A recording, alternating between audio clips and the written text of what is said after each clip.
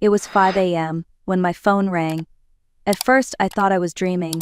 I had been sitting in my grandmother's old rocking chair, watching the first hint of dawn through the window.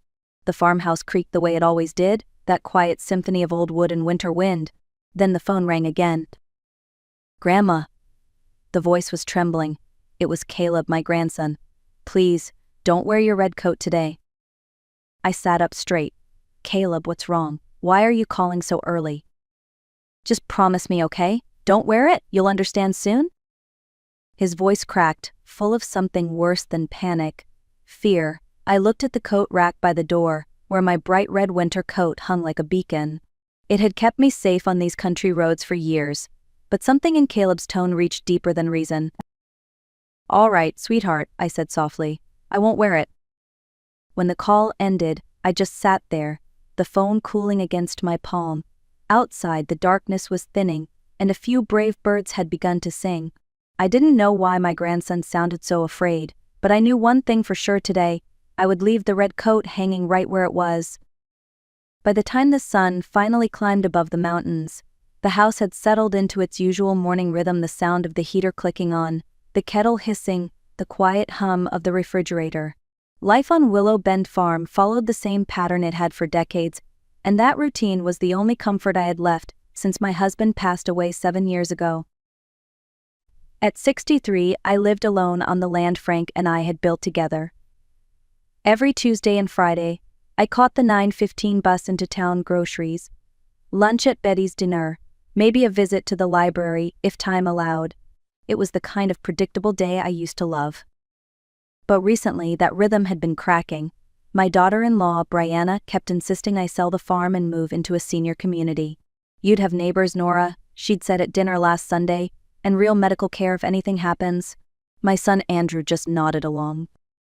I knew they meant well, or at least that's what I told myself. But the truth was, this land wasn't just dirt and fences. It was where my life still existed, where my husband's memory still breathed in the walls. Selling it would mean erasing everything we'd built, and I wasn't ready to do that. Not yet.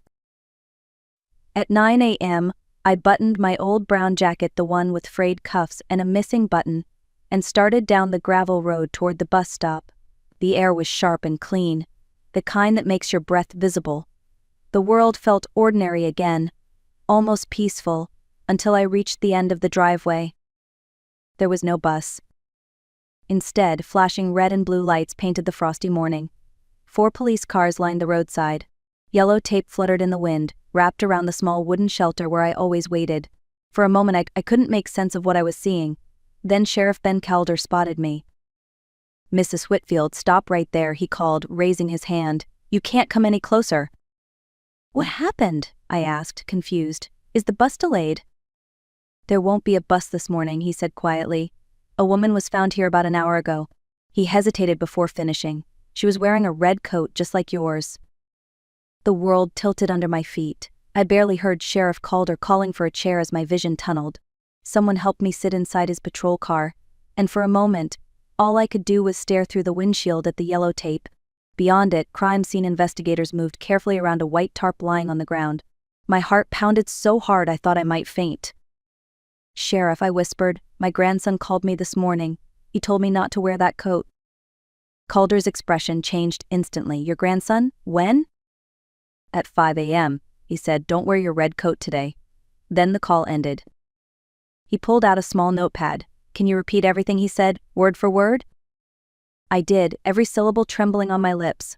Calder wrote quickly, then looked up. "Where's Caleb now?" "I don't know," he didn't say. I tried calling his phone again, straight to voicemail, 3 times. Nothing. Detective Serena Cho, a young woman with sharp eyes and a calm voice, approached. "Mrs. Whitfield, we'll need to locate your grandson immediately," she said. "If he warned you about this, he might know who that woman was, or worse, who wanted to hurt you." By the time the police drove me home, the morning sun had turned harsh and cold. My mind kept replaying Caleb's trembling voice. How could he have known? Why hadn't he told me more? Inside the kitchen, the remains of Sunday dinner still sat on the counter, half a pie, a stack of brochures, and Brianna's neat handwriting on every page. Silver Pines Retirement Living, the cover read in bold blue letters. I remembered the conversation like it was happening again. "Mom," Andrew had said gently, cutting his roast beef, "this farm is too much for you to manage. It's time to think about safety." Safety? I had laughed, though there was no humor in it. "I've lived here 40 years without breaking a bone." Brianna smiled that polished realtor smile of hers. "We're just trying to help, Nora. You'd have security, community, peace of mind." But behind her kindness was calculation. Her voice always softened when she wanted something. Now, sitting in that same kitchen, I looked at the stack of papers she'd left behind. Floor plans, financial projections, signatures, lines already marked. It wasn't help she wanted, it was control. And maybe, just maybe, this morning's tragedy had something to do with that. That afternoon, Sheriff Calder asked me to come down to the station. The small interview room smelled of coffee and disinfectant. Detective Serena Cho sat across from me, her pen tapping lightly against her notebook. "Miss Whitfield," she began, "we've identified the woman found at the bus stop. Her name was Paige Lawson. She worked at the county records office." I frowned. "I don't know anyone by that name." Detective Cho exchanged a look with the sheriff. "According to her phone records, she'd been in contact with your grandson several times over the past 2 weeks." My chest tightened. "Caleb. No, that can't be right. He's studying engineering, working part-time at the hardware store. He doesn't even know anyone at county records." Serena slid a document across the table. "Then how do you explain this?" "It was a property deed. My name at the top, my signature at the bottom. The farm transferred to Andrew and Brianna Whitfield." I stared at it, unable to breathe. "That's impossible," I said. "I never signed this." "It was recorded 3 weeks ago," Serena replied softly. "Officially filed and notarized." I gripped the table's edge. Somehow someone had stolen my home and used my name to do it. When I got home from the station, the house felt different, quiet in a way that didn't feel peaceful. My gut told me something was off. I stepped into the kitchen and froze. Brianna was standing by my filing cabinet, her back turned, papers spread across the counter. "What are you doing here?" I asked. She spun around, startled but only for a second. "Oh, Nora, I was just looking for some documents, insurance forms, medical records. The detective might need them." "You have no right to go through my files," I said firmly. She smiled, that same smooth, rehearsed smile. "You gave me a key years ago, remember? For emergencies." "This isn't an emergency," I said, stepping closer. "Unless you count fraud as one." Her expression hardened. "I don't know what the police told you, but if there's a deed with your signature, it's legal. A notarized transfer is binding in Montana law, even if you don't remember signing it." "How do you know that?" I asked quietly. Brianna met my eyes, her tone icy. "Because I looked it up. Maybe someone just saved you from making a terrible mistake." And for the first time I saw it clearly. She wasn't helping me. She was hunting me. That night I couldn't sleep. Every creak of the house felt louder, heavier. Around 9 p.m., my phone buzzed with a text from an unknown number. "Grandma, I'm sorry. I didn't know it would go this far. Meet me at the old mill at midnight. Come alone. They're watching you."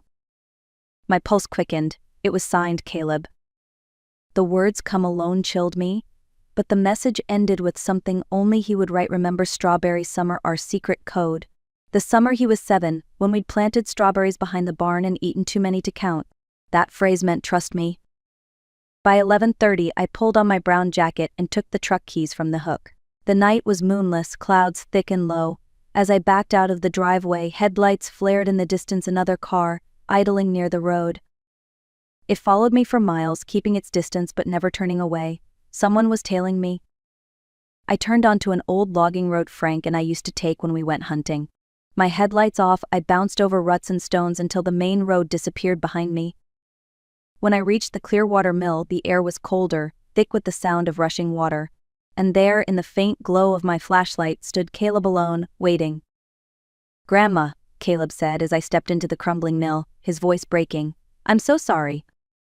He looked exhausted, eyes red, hands shaking. Dust swirled in the beam of my flashlight. I crossed the floor and pulled him into a hug. "Tell me what's going on," I whispered. He took a shaky breath. "I didn't mean for any of this to happen. I was helping her, Paige Lawson. I thought she was trying to protect you." I froze. "Protect me? How?" She said she worked at county records and knew how to flag property deeds to keep developers from taking your land.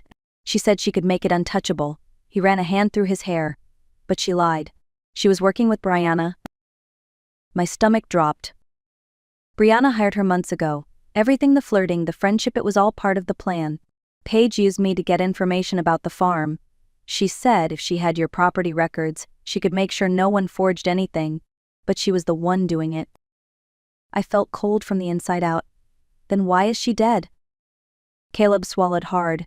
Because she got greedy. She wanted more money. She told Brianna she had proof of everything, the forged signature, the payments, the fake contracts. And that's when she disappeared. A sound echoed from outside, the crunch of gravel under tires. Caleb stiffened. She found us, he whispered. Before I could ask who, a blinding light cut through the broken windows. Headlights. A car door slammed. Then another. Stay behind me, I said, grabbing his arm. The front door creaked open, and a tall man stepped inside, his badge glinting in the flashlight beam. Deputy Tyler Briggs, Sheriff Calder's second in command. Evening, Mrs. Whitfield, he said, voice too calm. We've been looking for you. Behind him, Brianna appeared, dressed in black, her hair pulled tight. The polished realtor was gone. What stood before me was colder, sharper. Let's not make this difficult, she said. We just need what Paige gave you. I don't have anything, I lied. Brianna sighed. You're too honest to lie. Well, hand over the flash drive, sign a voluntary transfer of ownership, and we can all go home safely. Or what? I asked. Tyler's smile didn't reach his eyes. Or your truck goes off the bridge on the way back. Caleb tensed beside me, but I lifted my hand slightly. Don't move. I'd been a teacher for 40 years. I knew a bluff when I saw one. But this time the stakes were deadly real. My heart pounded, but my mind was clear. While they talked, I took a slow step back toward the workbench where I had set down my purse. Inside it, a small voice recorder blinked red. I'd turned it on the moment I left the house.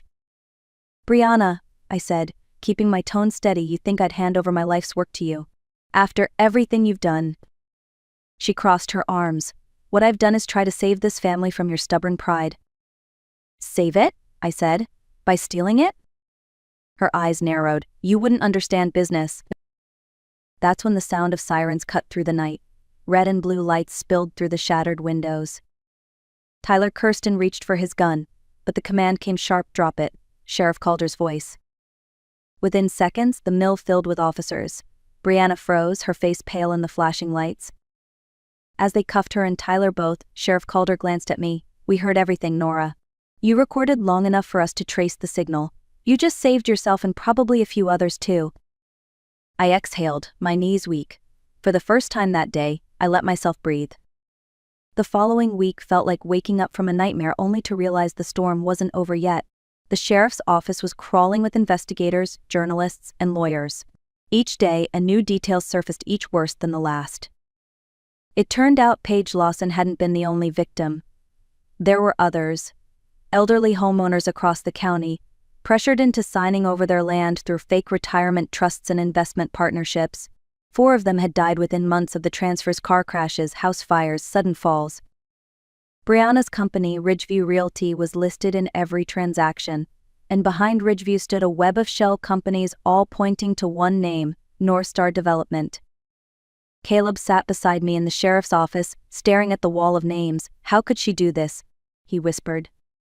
Because people like her don't see land, I said quietly. They see profit.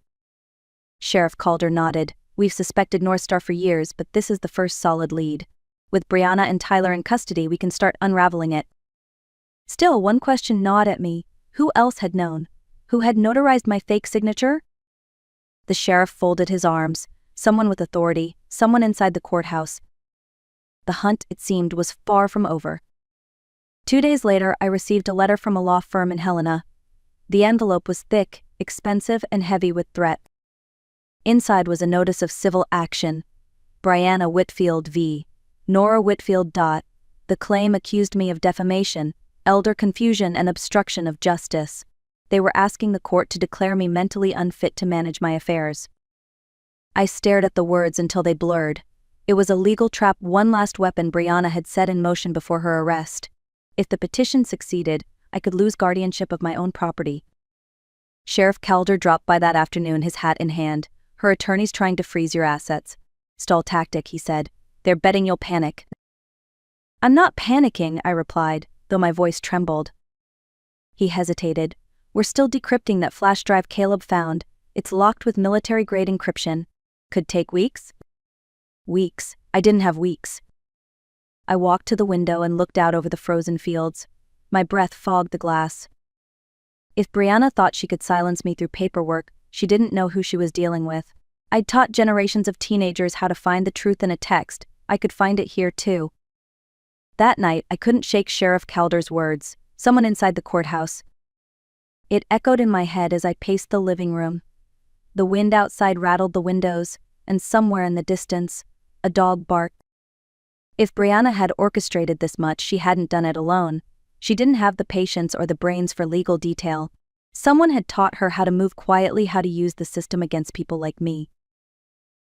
I sat at the table with Caleb and spread out every document we had, the deed, the transaction history, Paige's phone records, and the USB drive we couldn't open. Grandma, Caleb said, Paige once told me she first met Brianna at a property listing, an old ranch near Red Lodge. She said that's where their partnership started. My pulse quickened. Red Lodge, that was her first listing under Ridgeview Realty. Caleb nodded. If we want proof, maybe we should start there. I smiled faintly. You think like a hunter now? He grinned weakly. You taught me well. Then let's hunt, I said, standing. But we won't do it on their terms. We'll think like they do, anticipate, misdirect, and strike when they least expect it.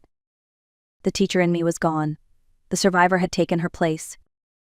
We drove through the night toward Red Lodge, the headlights carving tunnels of light through falling snow. The old ranch stood at the edge of a frozen meadow, its roof half collapsed, windows boarded up. The sign out front, Ridgeview Property, hung crooked, creaking in the wind. This place gives me the creeps, Caleb muttered. It's where it started, I said, and where it's going to end. We circled the property, checking for lights or movement. Nothing. The main house had burned years ago, but the stables still stood. We stepped inside, our boots crunching on hay and ice. Dust floated through the beam of my flashlight. Grandma, over here. Caleb pointed to a stall door. Carved into the wood, half hidden under grime, was the name Starlight Page, childhood horse. I ran my fingers over the carving, then noticed a loose plank just below it. Together we pried it open. Inside was a small metal box wrapped in plastic. My hands shook as I opened it. A flash drive, and a letter. The paper was water-stained, but I could still read the words. If anything happens to me, the password is Starlight 9997. Tell Nora Whitfield I'm sorry. I exhaled sharply. Paige hadn't been a villain. She'd been a warning. Before we could even start the truck, headlights appeared at the end of the dirt road, 3 vehicles, closing fast. Grandma, Caleb said, panic rising, they found us. I shoved the flash drive and letter into my jacket pocket. Get in the truck, lock the doors. Brianna stepped out of the lead SUV, flanked by 2 large men in dark coats. Even from a distance, her confidence radiated. She called out, You can't hide forever, Nora. Hand over what's mine, and I'll make sure you're not charged for trespassing. I stepped forward into the beam of her headlights. You've taken enough, Brianna. I think it's time you answered some questions. She laughed. You think anyone will believe a senile old woman over me? That's adorable. I lifted my phone and smiled. They don't have to believe me. They're watching it. Her expression faltered. I started a live stream 10 minutes ago, I said. Sheriff Calder, the state police, and 3 local newsrooms all have the link. If I lose connection, Caleb uploads everything to the cloud, including Paige's letter. The color drained from her face. From behind her, sirens wailed, dozens of them. Red and blue lights flooded the meadow. Brianna spun toward her SUV, but it was too late. Officers swarmed. As she was led away, she glared at me. You think you've won? I met her eyes. No, I said calmly. I just stopped losing. The following morning, the headlines spread across every local paper. Real estate fraud ring exposed. Local woman's evidence leads to arrests. The livestream footage had gone viral overnight. It showed everything: Brianna's threats, Tyler's intimidation, even the moment the police arrived. There was no denying the truth anymore. The competency hearing that Brianna's lawyer had scheduled was dismissed immediately. The forged deed, the false power of attorney voided. My ownership of Willow Bend Farm was fully restored. Sheriff Calder visited later that afternoon, exhaustion written all over his face. "You did it, Nora," he said. "We've got enough to take down North Star's top executives. They'll be facing federal charges." I smiled faintly. It wasn't just me. Paige tried to warn us and Caleb refused to give up. He tipped his hat. "Still, you gave us the push we needed. You turned a con into a confession." Outside, snow began to fall again, soft and quiet. For the first time in months, I felt something that had been missing since the day Frank died. Peace. Not the fragile kind, but the kind you earn by standing your ground and refusing to be erased. In the weeks that followed, the farmhouse slowly came back to life. The yellow tape was gone, the fences repaired, and the smell of coffee once again filled the kitchen every morning. It felt like the land itself was finally breathing again. Andrew came by one afternoon, looking older than I remembered. He stood on the porch for a long time before knocking. "Mom," he said quietly, "I don't know how to apologize for everything." I looked at him for a moment, seeing both the little boy who used to chase fireflies and the man who'd chosen the wrong partner. "You don't need to apologize," I said, "just learn from it." He nodded, eyes glassy. "I already filed for divorce. I should have seen who she really was." Inside, Caleb was fixing the old radio by the window. He'd taken a break from school, spending his days helping mend fences and replanting the strawberry patch behind the barn. "Grandma," he said one morning, brushing dirt off his hands, "do you think things will ever go back to normal?" I smiled. "No, sweetheart, but maybe that's a good thing." The red coat still hung by the door. I hadn't touched it since that day. Now it wasn't a warning anymore, it was a reminder of the day everything changed, and we found the strength to start over. 2 months later, I sat in the front row of the courtroom, watching Brianna Weston walk in wearing an orange jumpsuit instead of her usual tailored suits. Her hair was tied back, her confidence stripped away. The judge read out the charges: multiple counts of fraud, forgery, conspiracy, and 2 counts of murder in connection with past property owners. Her attorney tried to argue she'd been manipulated by others in the company, but the evidence, the recordings, the documents from Paige's drive, the live stream was irrefutable. When the verdict was read guilty on all charges, a quiet gasp rippled through the room. Brianna didn't look at me. She just stared straight ahead, jaw tight, as if she could still will the world to bend to her. Afterward, Sheriff Calder approached. "She's looking at life without parole, and thanks to you, 6 other families will finally get justice." I nodded. "It's not about revenge," I said softly. "It's about making sure she never hurts anyone again." He smiled. "You did more than that, Nora. You reminded everyone that age doesn't mean weakness, it means experience." As I stepped out of the courthouse, the winter sun broke through the clouds. It felt like Montana itself was exhaling. Justice had come, not in fury, but in truth, and that was enough. Spring returned to Willow Bend Farm in shades of green and gold. The fields thawed, the river softened, and life began again. Caleb and I spent the mornings in the garden, rebuilding the strawberry patch together. We didn't talk much about Brianna or the trial anymore. The past had already spoken for itself.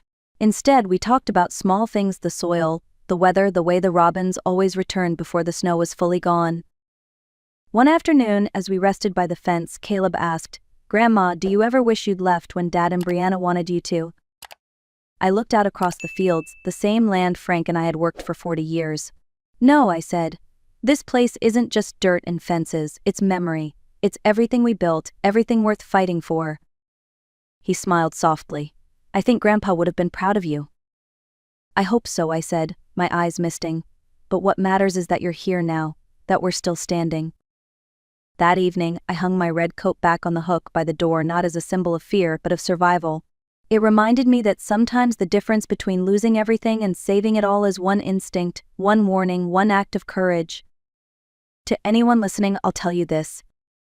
Never underestimate a woman who's lived long enough to know the cost of silence and the power of fighting back.